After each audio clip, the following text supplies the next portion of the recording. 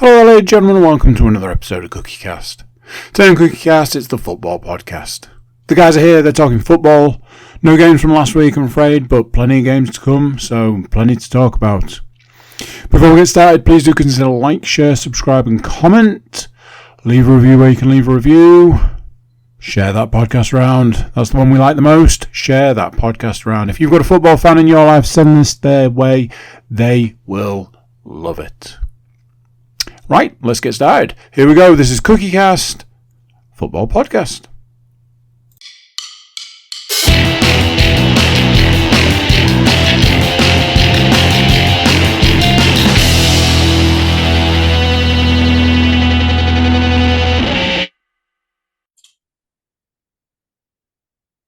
Welcome back, ladies and gentlemen. It's been a couple of weeks. We had a little mini break last week with the international flavoured football, so there was no podcast last week, so apologies for that, but we'll dive straight back in with myself, Mrs. Woodmansey and Noah. How are we, gents? Refreshed after our little mini break, I sincerely hope. Oh, absolutely. It's always nice to watch the national team turn out against part-timers, isn't it? I don't know what to talk about. The might of Albania was far too much for us to ever comprehend. Oh no, we beat them comfortably. Although apparently that was the only time they'd ever conceded in the entirety of the qualifying campaign at home. So that means that we're obviously winning the World Cup, doesn't it? It's coming home, lads. It's coming home. No, it's going to Scotland, I think. I think it's going to Scotland. But we won't dwell on the international football life. That's why we took the break, because no one wants to hear about the international football. They're more bothered about the goings on at Nottingham Forest, Hull, and Middlesbrough. We'll get to what's happening at Middlesbrough in a short while, as it was a very quiet week. Not. But we'll start with the European game that took place in Austria between SK Punta Sturm Graz and Nottingham Forest. And I don't think this will take that long to go through, Mr. Hall. I think what to do it really nice and quickly. Forest played all right, changed a load of players. Morgan Gibbs White missed a penalty, 0-0. The fans fought in the stadium, done and dusted. And that, ladies and gentlemen, is why he is our Nottingham Forest correspondent. 0-0, no goal scorers. No one predicted a Forest, well, no one predicted no goal scorers, so no points there. I predicted a 3-0 win, no points for me. Stuart predicted a 1-0 win, no points for him. Matt had predicted a 1-1 draw, so does get himself off the mark for this week with a point. Our second game of the week took us to Humberside, where Hull were taking on Portsmouth. I believe this was a 12:30. It's happened that long ago. I actually can't remember. I believe it was 12:30. Have I just made that up? It absolutely was a 12:30 kickoff. Thank you very much, Sky Sports, for making my Saturday mornings very difficult when you do this. And for this, it's not as if Portsmouth's just round the corner, though. It's not as if it's the south coast or anything. It's at the start of 4 a.m. This is what I was coming on to. I said it's difficult enough for me, who lives a mere matter of single-digit miles away from the stadium. The poor buggers who travelled up from Portsmouth, and fair play to them, because there was plenty of them, must have set off at like the arse crack of dawn on Friday to arrive. It was bad. However, again, another massive thank you to Sky Sports, because the return fixture in February in Portsmouth is also now a 12:30 kickoff. You absolute set of yes. Anyway, moving into the game. So it was absolutely frenetic from the off, this one. 3 minutes in, Gelhardt should have opened the scoring. Through ball played to him. He decided he needed an extra touch, which took him slightly wide and gave defenders time. We closed down the angle and he put it just over the bar. It looked like it was easier for him to sort of stab at it first time, really, but unfortunately not to be. On 9 minutes, he dragged a really rushed shot wide, despite Destan being free in the 6-yard box.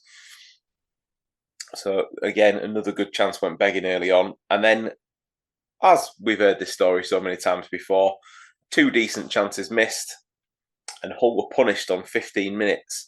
A failed corner clearance deflected in off Kyle Joseph after a powerful Terry Devlin shot.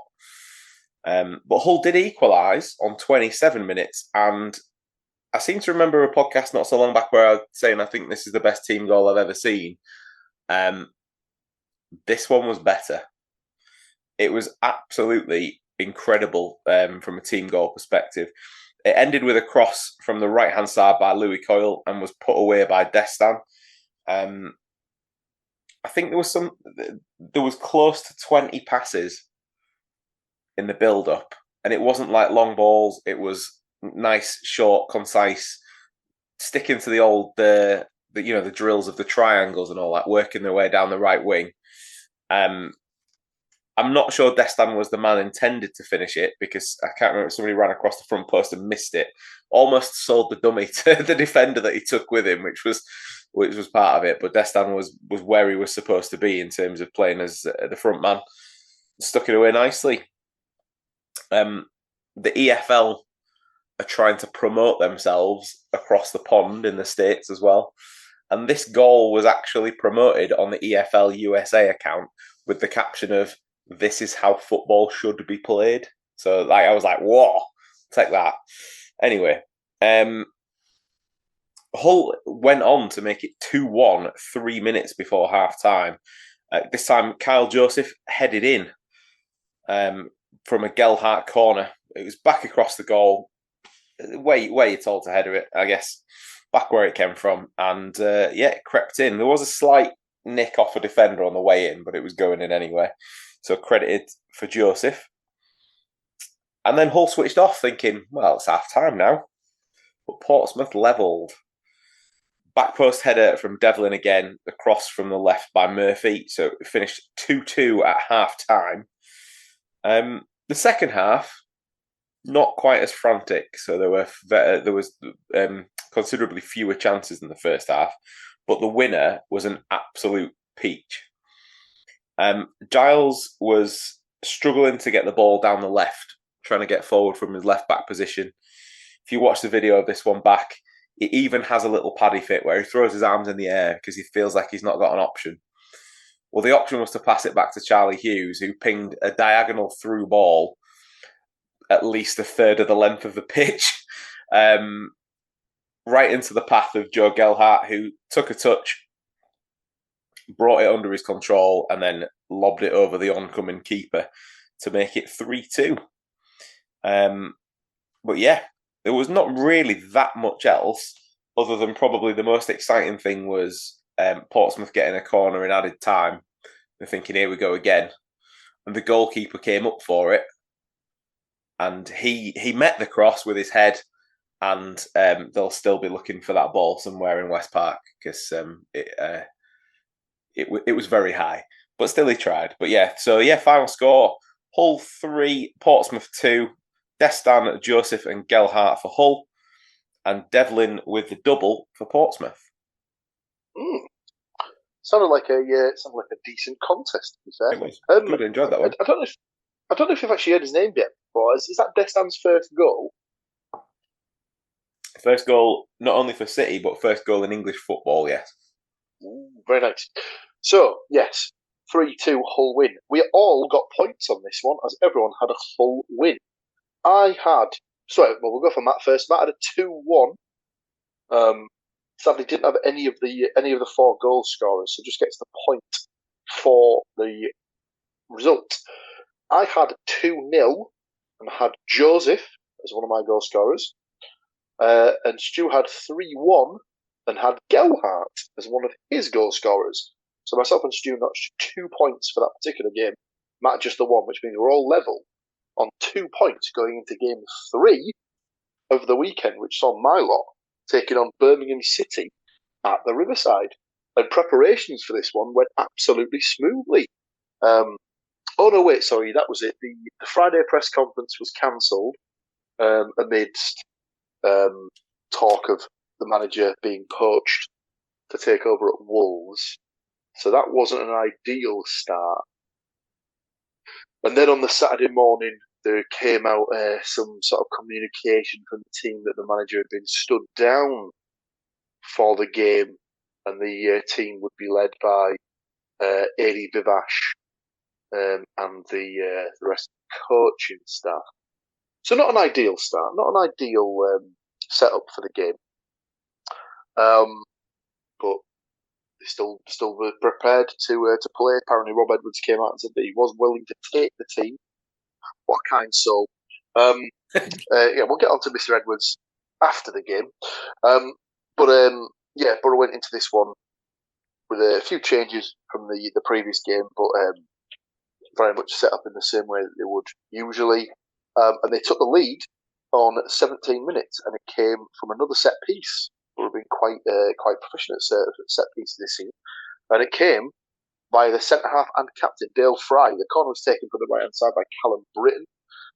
Fry sort of timed his run nicely, and the ball came to him just about 8 yards out, and he managed to. It wasn't a header, but he timed it so that he was like landing as the ball was landing at his feet.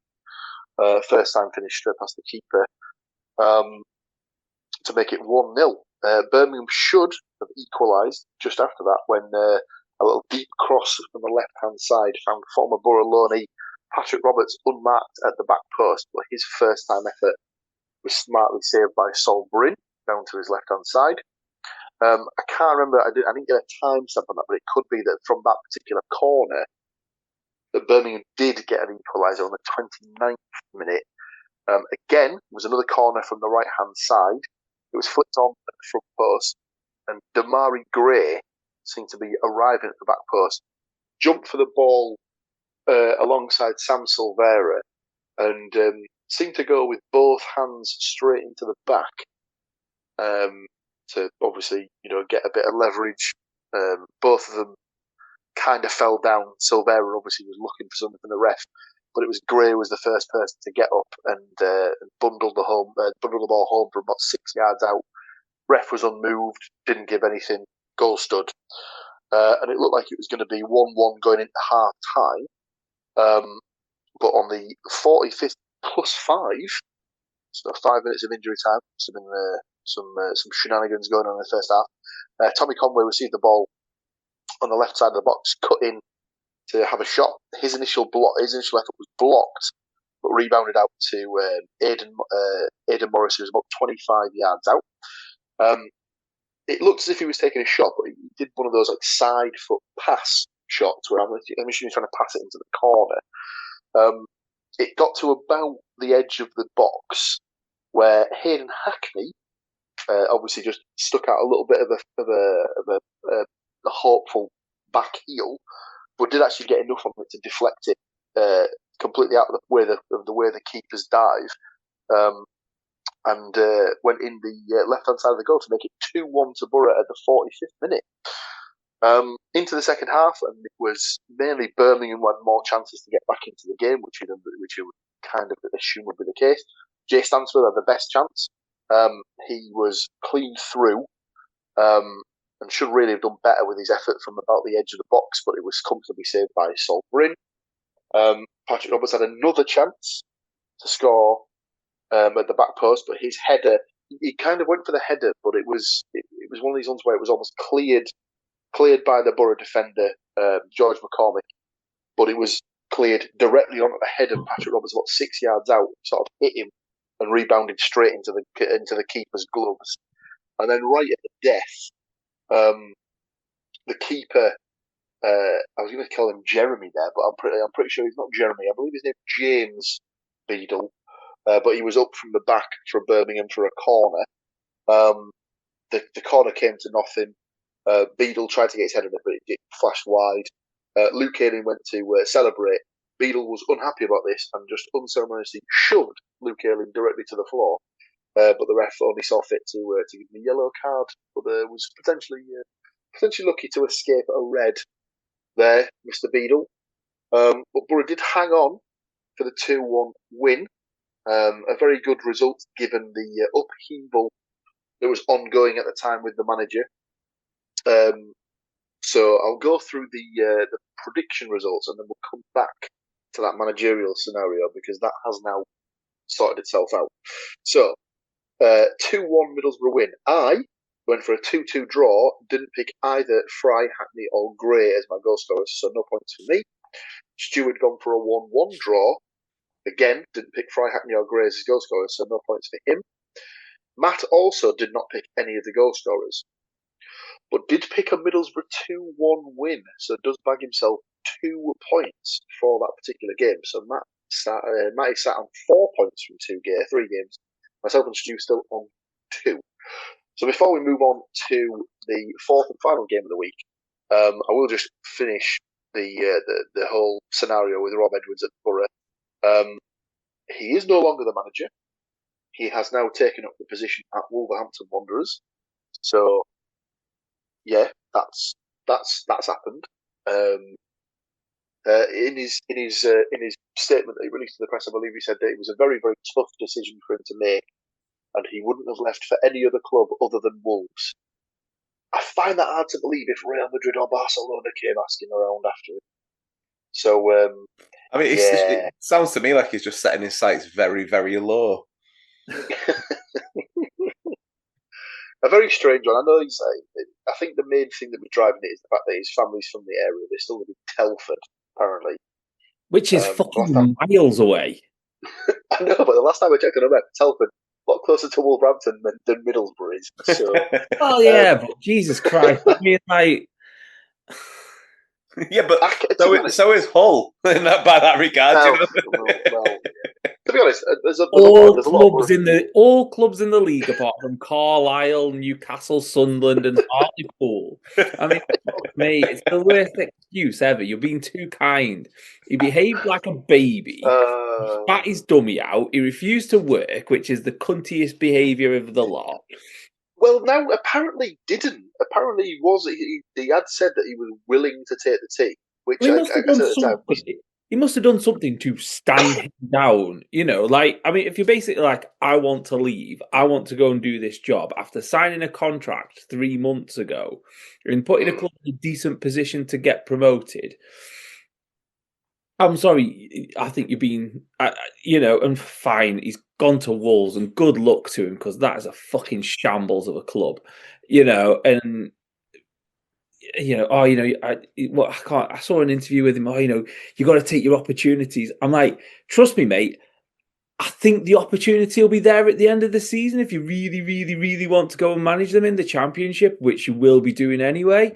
But, like, I just think he's gone a real...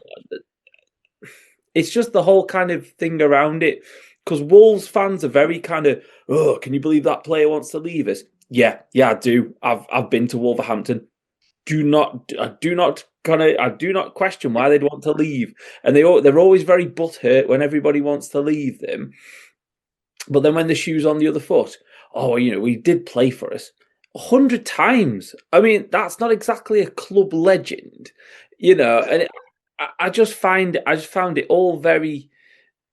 I find it... murky, in it. It's just, at some point that he's going to be out, he's going to be put in front of people, and people are going to go, oh, so what do you think about such and such being sacked? And he's going to go something along the line of, there's no loyalty in football anymore, and the managers don't get given time. And you're going to go, excuse me, Mr. Edwards, how long were you at Middlesbrough before you fucked off and left? And he's not got a leg to stand on when either he gets sacked by March because he's not got them out the position that they're in now, or when you have to do that sanctimonious horse shit that managers do when they get up in front of things and go, oh, there's no loyalty in football and people should be given time to do their jobs and blah, blah, blah, blah, blah. And you're like, yeah, you can't do that because you left a very, very good job, which in a club that invested hard into the team before you got there and after you got there to set it up in your image, and you've pissed off before Christmas. And obviously I hope he fails miserably anyway, but it kind of makes it doubly so now because I just don't think that, I'm closer to home. it's the only other club I've ever wanted to manage, which you're like, that's absolute bollocks, because there's like there'd be loads of other jobs in the I mean, to be fair, the Forest, but you could kind of understand if Forest in their infinite wisdom had decided after getting rid of Ange, they decided that Rob Edwards was the guy to take Forest forward. You kind of think, okay, that's like a slightly different, because they're in Europe. They've got like a 200, 300 million pound squad, blah, blah, blah, blah. That is a massive difference. Wolves haven't spent any money on anybody. In fact, they get rid of players at the drop of a hat. I think you're being far too kind to the guy that just upped and fucked off. As I said to you guys, the best case scenario for me now, not even as a Middlesbrough fan, just as somebody who has an interest in football, would be to see Wolves get relegated and Middlesbrough use this as the fuel to kick on. Because it's very much, for me, it's got the feeling of right, come the end of the season, we want to hear those three words. And it's not Middlesbrough in the Premiership necessarily, it's just fuck that guy. Because they can show him that they can do it without him. I don't think, you're not telling me that Gibbo will have taken that particularly well. He's handled it very well and professionally, as he always does, I should say. But obviously, they've given the usual spiel of obviously, like when the Wolves approach came in, they rejected it, and then obviously off the back of that, Bridge must have then obviously had a conversation with Gibson where he said, "Well, honestly, I would quite like to hear them out and listen to what they've got to offer." At which point, Gibson's then obviously gone, "Well, I wish you'd have told me this 3 months ago when we decided to put you in place for the next 3 years."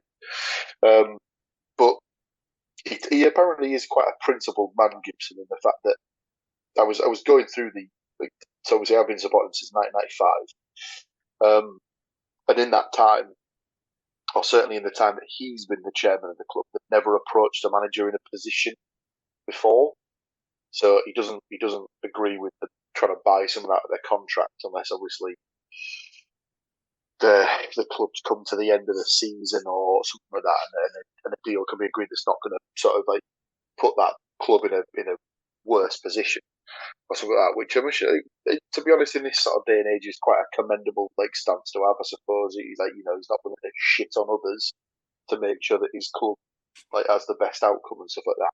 One thing that I did see, which I thought was quite an interesting approach, was that and it was strange whose mouth it came out of, but it was actually Wayne Rooney who said, I think it was on the overlap, it was that he thinks that post-Wolves, chairman might be reluctant to hire him if he's proven that he's been given a new opportunity, and then he's buggered off within 3 months of something better coming along. So he might find that he's shot himself a bit in the foot, really, for getting jobs in the future. But whilst they don't have a permanent head coach in place currently, there is an article on the BBC Sport website that reads as follows: Borough set to appoint Hellberg as head coach. Now I can see from the blank expression on both Mr. Woodmansey and Mr. Moore's face, they have never heard of Kim Hellberg, and that's because he's a 37-year-old Swedish coach from Hammarby. Now, just to clarify, that means the manager that will be taking over at Middlesbrough, if this report is correct, is younger than me, which I find truly baffling. I must admit, I know next to nothing about him, so I'm just going off everything that's being sort of reported by BBC. But he's had this job at Hammarby for the past 2 years. In the 2 years he's been there, he's got him finishing second in the league. Is apparently very, very highly thought of, and apparently was in the running and was the head candidate for the Swansea job. Apparently, Gibson's obviously seen something that he's liked, and he's swooped in there. So whilst he does have these principles of not approaching a manager that's in a position, he clearly doesn't have any qualms about just going and stealing one off the toes of another club that's in the same division. Well, so I will say that I had Googled this beforehand, and actually, Paul, he is currently in position, but yes, but he was the ready to Swedish- leave the for Swedish somewhere else season- anyway. And the Swedish season has finished, I believe. So Right, okay. that is somewhat different because I believe I don't know for definite, but I'm pretty sure the team that won the Swedish division is a village team or something like that. So it sounds a bit, sounds a bit weird. But So so like I say, not move. in place officially, but could be announced as early as tomorrow. But no. When you just said village team, I had just a vision of their back four being like a guy in a builder's outfit and a policeman and an Indian. No, not that type of village team. So for the following game that will be taking place on Saturday against Oxford, it will still be Eddie Vivash will be taking the team. One of the guys who was taking the team against Birmingham has already buggered off to Wolves as part of Edwards' backroom team. That's Harry Watling. So he's left the club to go and join up with Edwards at Wolves. So we'll see what happens with Mr. Hellberg if he's announced as the long-term successor. But as of yet, nothing fully in place. So that's the Borough situation done and dusted. We are just left with one final game to go through from week 12. But before we get to Nottingham Forest versus Leeds, good one to discuss. We will just step away momentarily, take a short break, and we'll come straight back with Matt's thoughts on Forest versus Leeds. Don't go anywhere. And just like that, our break is over. And it means we get to discuss the wonderful thing that happened at the City Ground as Nottingham Forest took on Leeds United. And it's almost a shame that it's a Nottingham Forest game and not like a free-for-all, because I bet we'd all love to dive in on this one and just discuss the fantastic goings-on that occurred on that wonderful Sunday afternoon. But we'll pass over to Mr. Moore so we can discuss it at will. What we really should have done is get Andy back. Oh. Just as a little surprise. Just need to pop on for 5 minutes and then you can go again. Peruse your podcast empire from afar. Just like casting his gleeful glance over it. Oh, shit. That'd have been something. A Sunday 2:00 kickoff. And Forest started well. They kind of came out the traps. They kind of seems to be the kind of slightly the anti-Deitch kind of thoughts kind of thing. But came out the traps. Had a couple of chances early on. I think Ndoye had a good chance. Possibly Gibbs White had a good shot. And then, as it's kind of tended to be this season, a bit of slack defending. I think Savona was a bit slow to a ball. It went across the back four. Nico Williams backed off and Nemecha. It's just Metcha. Yeah, I think it's just correct. I think he actually had a spell at Borough. If it's the same guy. Stuck it in the back of the net. Nice finish from about 16 yards out. But the amount of space that he was given, he had his choice of where to stick it, to be fair.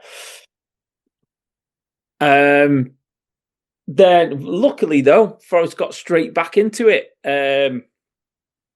Up the other end, I think, Ndoye got the ball into the box, bit of pinballing around, and Sangare just passed it into the back of the net. One each. Got to, it was half time. Yeah, it got to half time, one each. And then Forest came out in the second half, and kind of by what I read and what I heard, kind of really stamped their authority on it.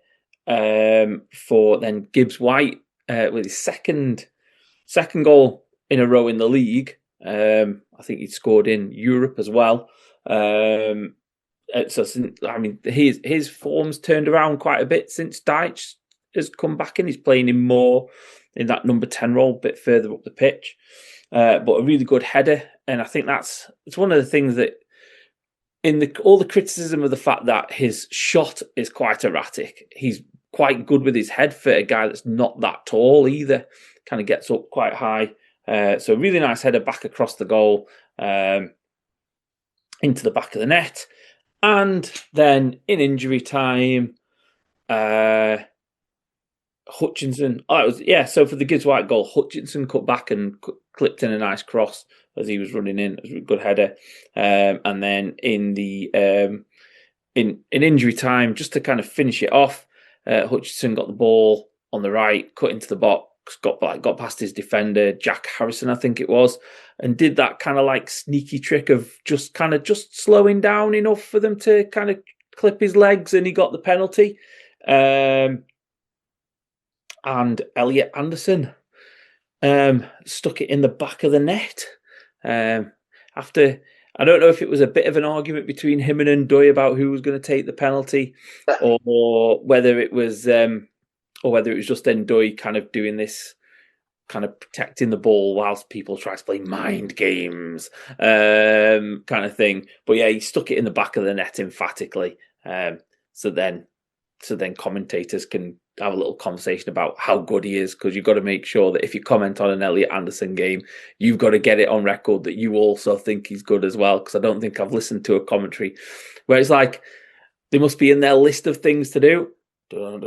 Say how good Elliot Anderson is, kind of thing. Because Ali McCoy did it the other week, and then someone like on Talk Sport, and then someone else when I was listening to something else was like, and Elliot Anderson, he's really good in midfield. And I'm like, it's like, just like, have you been contracted in as Evangelos Marinakis? Like, got your kids and say, you got to say that to make sure you get your money, like to get them back. Keeping his value high, Matthew. Keeping his value high. I need to see it somewhere. I've not seen, because apparently there was an interview with him today, and it was something about, someone asked him about Man United. And I don't know how he answered the question, but like, obviously Forest fans have gone absolutely kind of cock-a-hoop about how he's answered the question. However, what I would say is, if he's still at the club in September, I would be shocked, because there's going to be much money coming our way for him at the rate he's going, kind of thing. So, yeah. I mean, the best thing's going to be is,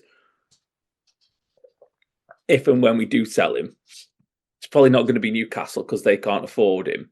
And then you get all the crying from all the Geordie fans about how the fact that we stole him from, and they'll put out there that we sold him, that we bought him for 30 odd million, forgetting the fact that they bought the Greek guy for 20 million off us, which makes it equivalently 15 million. And then they'll get to cry about the fact that we also managed to sell him for like 100 million, 120 million as well, which is just going to be absolutely wonderful. Oh, it scarcely gets better. You love to see it. So, happy days. Everyone gets points in this game because we all predicted a Nottingham Forest win. Stu went for a 2-1 win, and had Anderson amongst his goal scorers, so bagged himself 2 points. I had gone, didn't get any goal scorers, but did go for a 3-1 Forest win. So 2 points for me for the correct score. Matt had Anderson as one of his goal scorers and predicted a 3-1 Forest win. So 2 points for the correct score and a goal scorer, meaning he gets a bonus 3 points. So all that means is that myself and Mr. Woodmansey finished on 4 points apiece from 4 games, but winning the week with 7 points from 4 games. Mr. Matthew Moore, well played, that man. Very healthy scoring. Almost like Nottingham Forest against Leeds United at the City Ground. A lot of healthy scoring done in that game. So, week 12 done and dusted. Week 13 brings with it 5 games for us to look forward to and predict, and the first of which takes us to Merseyside, where Liverpool will be taking on Nottingham Forest. Now, this is Mr. Moore's team. he will give his prediction last. I'll jump in straight away here. Liverpool are in the greatest form. Forest probably not playing the best away from home.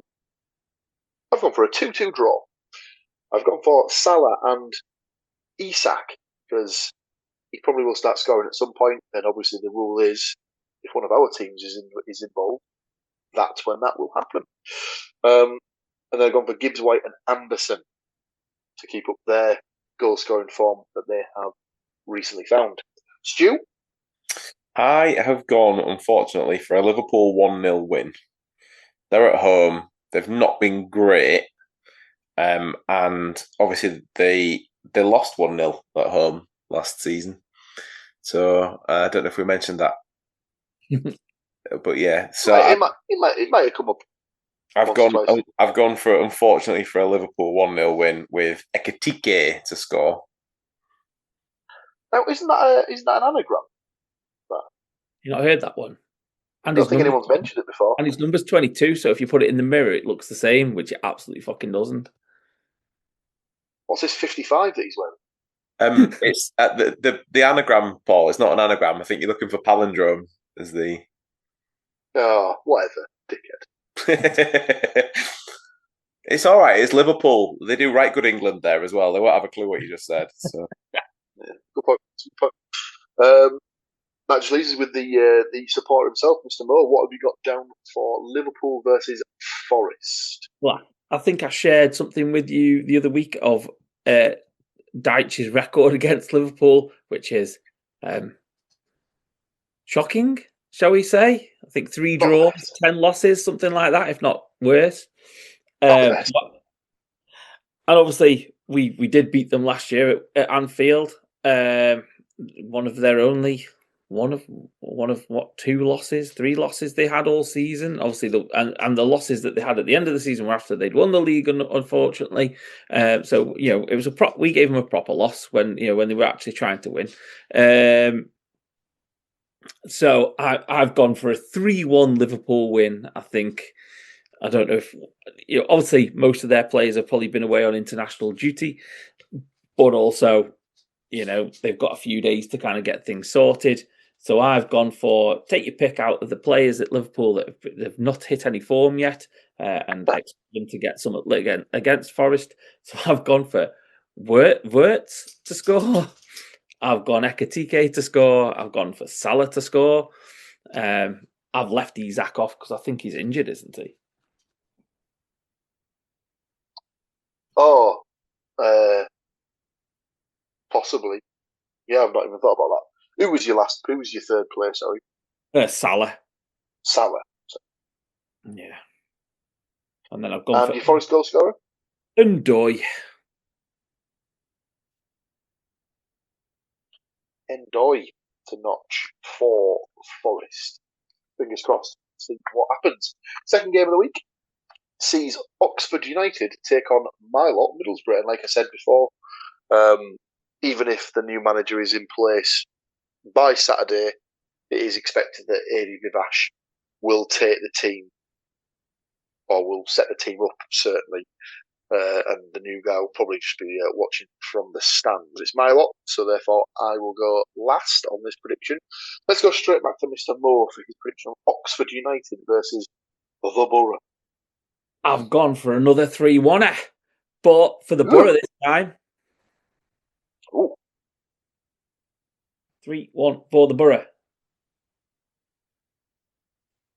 I've gone for Whittaker, Connolly and Hackney for the Borough.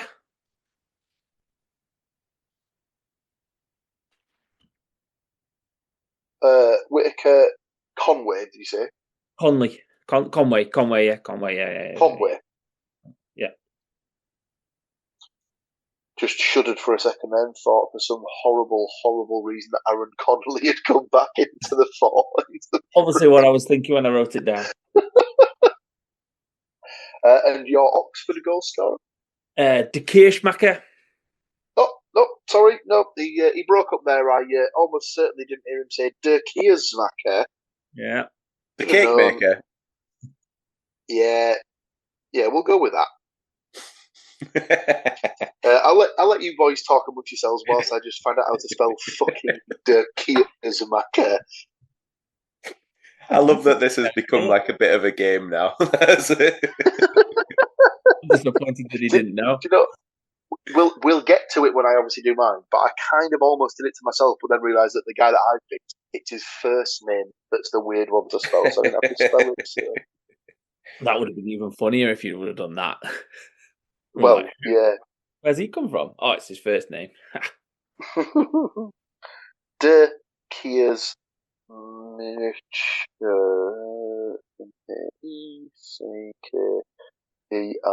was watching a thing on YouTube earlier with Phil Tufnell and Michael Vaughan doing like an Ashes preview thing with a group of people, and they had Tuffers trying to write out a 1 to 11 of what he thought would be the England team that would start.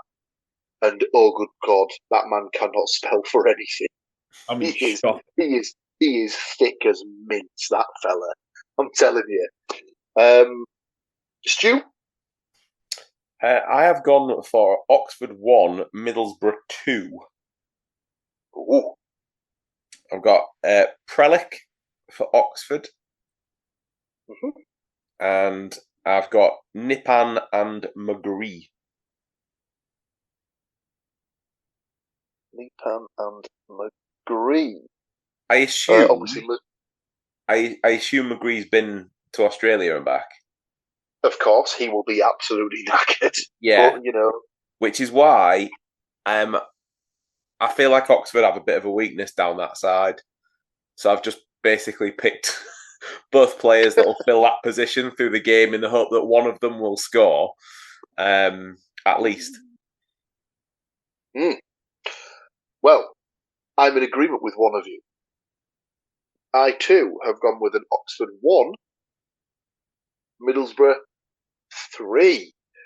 For those of you who remember from last season, I believe Middlesbrough won this one 6-2 last season, and Latte scored a hat trick, and then fucked off to America.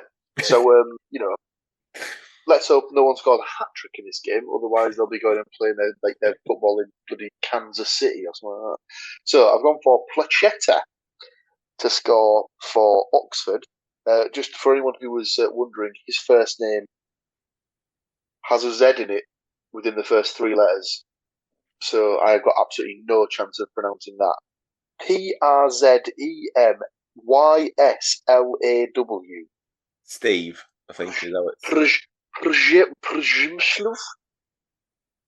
Placheta. I can only presume he's Polish, and I can only apologise to any Polish people that might have first stumbled across the podcast for me butchering that particular language. So Placheta to score for Oxford, and then I've gone for a goal apiece for Strelec, Conway, and Hackney. I have blatantly ignored Stu's calls for me to never pick a striker to score for Borough because it doesn't fucking happen. Yeah, don't know if I don't even know if Strelec will play, but at some point you would imagine that his look's got to turn. He's looked a bit out of place last couple of games, so not entirely sure if he's gone a bit off the boil from his good start. But let's hope it turns around in the very near future. Well, you'd think that all of them would have a point to prove now because they're going to be playing for the replace under whoever comes in. Yeah, very true, very true. Obviously, the new guy's going to have a system of how he wants to play, so the players are going to have to adjust to this new system as well. So everything's on the table, isn't it? Like, let's be honest. Our third and final game of Saturday, and bear in mind these are all 3 p.m. kickoffs. So for the first time in God knows how many weeks or months, even we'll all be looking for our results at the same time. Ladies and gentlemen, that's a rarity. It's a rarity on the podcast these days. Our final game of the 3 o'clock sees Queen's Park Rangers taking on Hull City. It's a standard question for me to ask. I can only presume you're not schlepping down to London for the weekend. Nope. Quite right too. I understand Queen's Park Rangers is not the easiest ground to get to either because it's in Shepherd's Bush, I believe. I know my dad said in the past that Crystal Palace is a right ball ache to get to. Selhurst Park in Croydon not the easiest place to get to when you get to London. So, obviously, Mr. Woodmansey's team, he will give his prediction last. I have gone for a 2-1 Hull City away win. I've gone for Burrell to score for QPR. He had a spell with Burrell. So the old boy rule. Definitely not in effect, but, I'm trying to make it work. And then for Hull, I've gone for a goal apiece for Destan and Gelhardt. They're not injured, are they? Nope. Awesome. I'll stick with those then. Thank you very much. Matt? I've gone slightly less optimistic than you, because obviously I think we've talked about it in the past. Hull's trips to London are not always particularly fruitful. So I've gone for a 1-1 draw. Okay. I've gone for Gelhardt for Hull.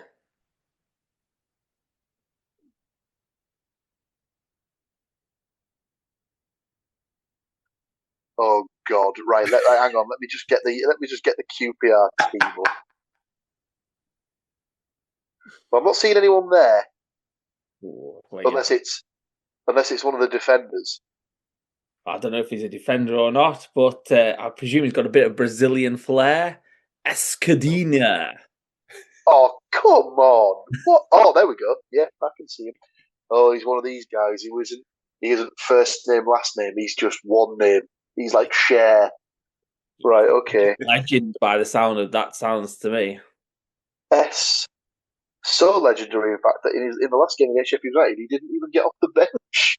Well, for Hull's sake, let's hope he plays like Cher as well then. Esquadinha.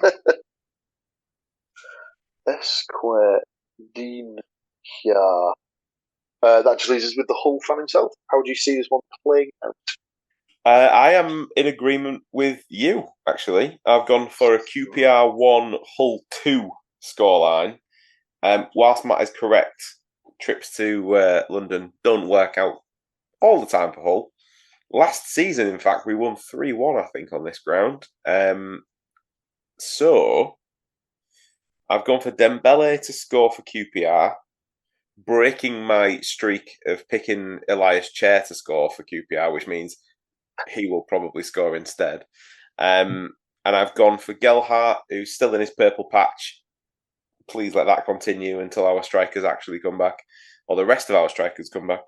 And a man who last season couldn't hit the proverbial cow's ass with a banjo, apart from when he played on this ground last season. So I've gone for Regan Slater. Very, very nice. We move to the Tuesday evening fixtures, and the first of which sees Hull City taking on Ipswich Town. Now, this is a home fixture, so will you be in attendance? But if so, will you be flying solo? Well, not necessarily solo, but from a house perspective. Yeah, me and Rich will be going. So, or as far as I know, Rich will be coming. So, but yeah, from my household, yes, you are correct. It is far too late of a school night. He's not wrong. He's not wrong, ladies and gentlemen. So it is Mr. Woodmansey's team. He will give his prediction last. Let's go to Matt. We've not heard from Matt as a first prediction for a while. What have you got down for Hull versus Ipswich? I've gone negative with this one.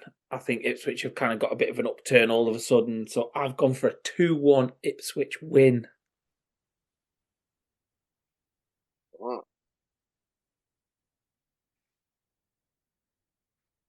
I've gone with Undala to score for Hull.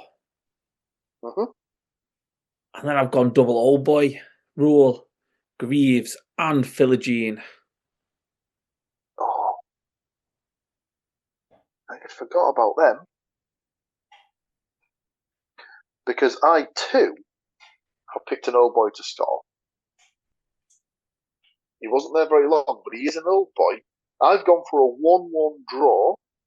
I've gone for Kyle Joseph to score for Hull. He's not injured, is Nope. Good up. And he hasn't scored yet. He is back in the country. I've gone for Chuba Akpom. I knew he was going to say that. For Ipswich. Which just leaves us with the Hull fans who were to give us his verdict on Hull versus Ipswich. I think that we could be in for a good game, this one. As Matt said, Ipswich are starting to find their feet. Hull have now won 5 home games this season, which is the same amount as they won all season last year. So the thing that's pleasing me the most at the moment is that they can go a goal down and not look like the world's going to end. They don't seem to really care. Like, they just get on with it, which is absolutely worlds apart from last season. So, having said that, I've gone for a 2-2 draw. Oh. I've gone for Destan and Gelhardt for Hull. Purely for the basis, if you pick Gelhardt in both games, he'll probably score in at least one of them. So there's some points there. And for Ipswich, I have gone for Clark because he's a prick. And I nearly put him down for that exact reason. I hate his stupid headband. I hate the fact he's got a smarmy face that you want to punch repeatedly. Yeah. And he used to play for Sunderland. So the second goal scorer, I have also gone old boy rule. I don't think I'm as optimistic as Greaves scoring, although set pieces have been maybe a problem this season. But I have gone for the money grabber himself, Mr. Jayden Philogene. I'd be interested to see what reaction he gets. Yeah, he strikes me the sort of guy that if he does score, won't be reserved in his celebrations. I mean, he might not be, but that's just the feeling that I get. I get the feeling he might be giving it a cup, or even potentially a double cup. It's a funny one, isn't it? Because he used to play for a Premier League club before he... Oh, no, wait a minute. He used to do fuck all at a Premier League club before he came to us. And then raised his profile enough so that he could go back to that Premier League club, which... that's right, he did fuck all again for... before they sold him on to Ipswich, who then got relegated back to the league that he'd made a bit of a name for himself in, and has done fuck all since. Has he scored once this season so far? No, he got a hat-trick against Sheffield United, didn't he? Oh, was it? Okay, in one game then. Yeah. Maybe I've just seen his name once, but missed out the fact there was 3 numbers after it. Let's put it this way: he certainly hasn't hit the heights that he should really be hitting. He should be a player that should be in the conversation for, player of the season. Put it this way: he's nowhere near those levels. Look at the 2 players we had that stood out that season that he was with us. So the Liam Rossini second season, if you like, we had Liam Delap and Jayden Philogene. Jayden Philogene went on to pretty much cry himself out of a job at Villa, whilst Liam Delap got his move to, oddly enough, Ipswich, and now Chelsea. So, the contrast, and I also think Delap played a heavy part in the pre-season World Club thing, didn't he, for Chelsea? So the contrast in the way that their careers have gone, on the basis that I assume Ipswich pre-season probably played some local farmers or some shit, while Delap was off winning a trophy in America.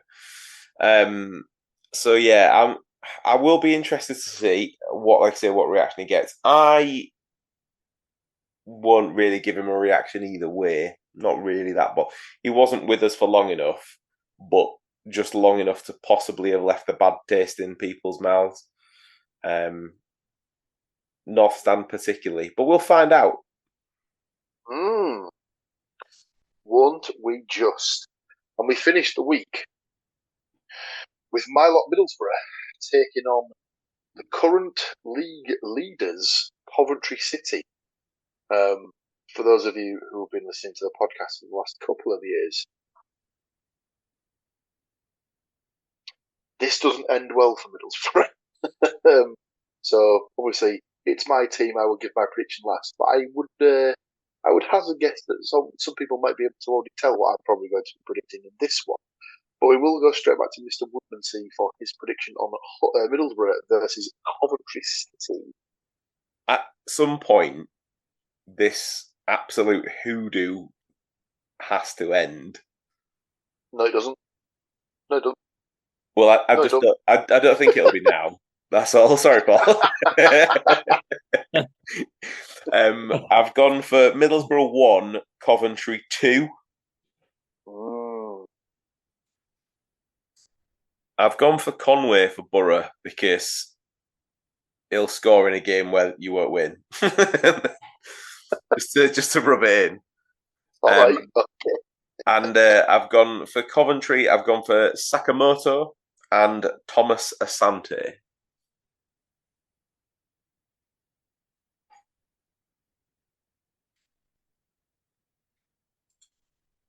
Very nice. Well, not very nice. Obviously, it's not a win for Borough. So, fuck you. Matt? I've also carried on with the unfortunate Borough Coventry relationship, and I've gone for a 2-1 Coventry win. I'm hoping to break the hoodoo, to be honest. I've gone with McCree to score for Borough, and then Wolfenden and Thomas Asante for Coventry. Wolfenden is a centre half, I believe. But listen, nothing would surprise me in this. Like, if he does score, he's going to do it by running the length of the pitch and like rasping it straight in the top fucking corner or something like that. It's not going to be a tap in from 2 yards, knowing how it looks.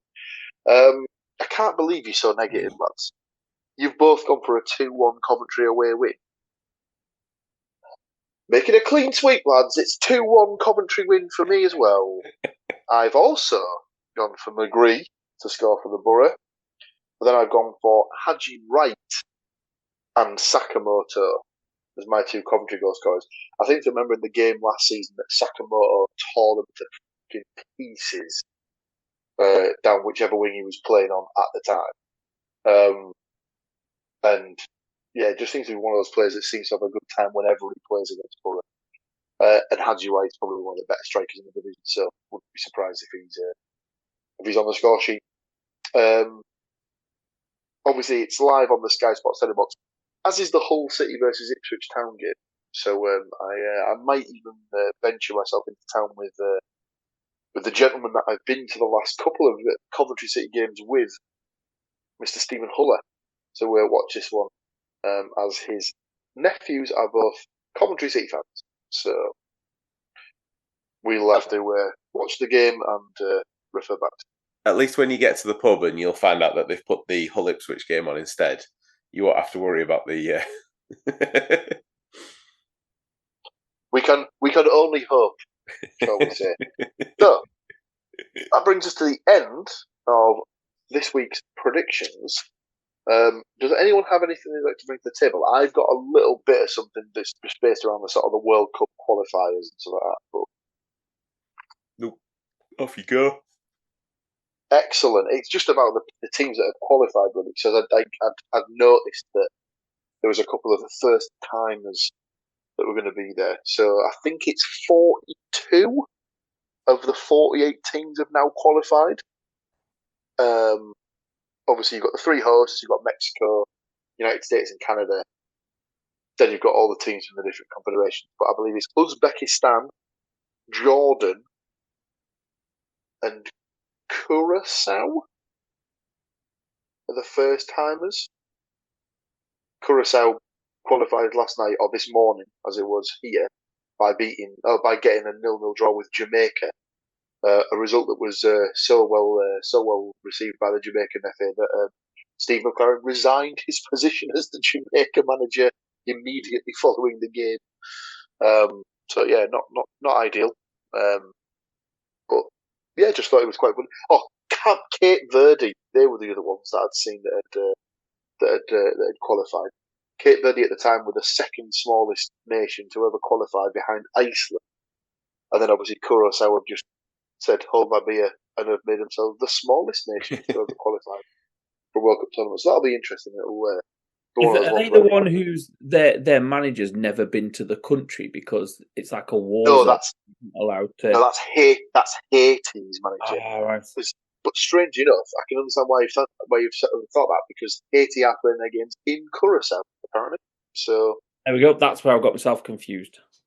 Yes, so Curaçao and Haiti have both qualified. I was thinking that Haiti had never played before, but they had qualified back in the 70s.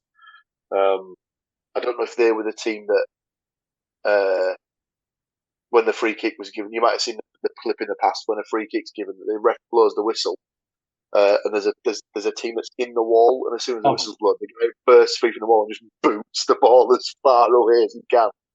I think that might have been Zaire. But apparently, like someone was saying, they don't know the rules. But apparently, they did know the rules. They were just pissed off because they weren't getting paid. So that's why they just did stuff like that during the game to sort of make their FA look really, really weak and shitty. But yeah, just thought it was something worthwhile sort of talking about, the fact that these really sort of small nations have qualified for the World Cup. And up until yesterday, Scotland hadn't for 28 years. So. That game was mental. They were terrible. They were absolutely terrible, and scored 3 worldy goals and a tap-in. It was honestly. I've never seen a team be more dominated, and come away with a 4-2 win, including a pinger from his own half, which was absolutely insane. It's just baffling, isn't it? Yeah, but fair play to him. Like you say, one of the finest overhead kicks you'll ever see. The Schmeichels love being lobbed, shall we? Yes, he's definitely inherited the inability to stay on his goal line from his old man, old Casper. Like a Titanic as well. Jesus Christ almighty. He must have seen it coming, and it took him a lifetime to get turned and running back to his goal. I did think it was quite funny that every time he touched the ball, obviously any of the Rangers fans that were in the crowd were just booing him vociferously. It was loud as well. It was bad. Oh, dear me.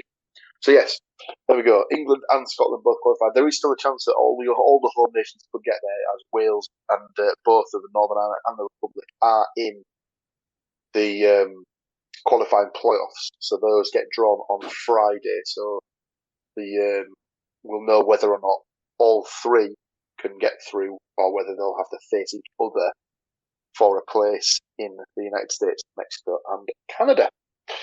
Well, that's it, ladies and gentlemen. Thank you, as always, to these 2 gentlemen for joining me to go through the details of their teams.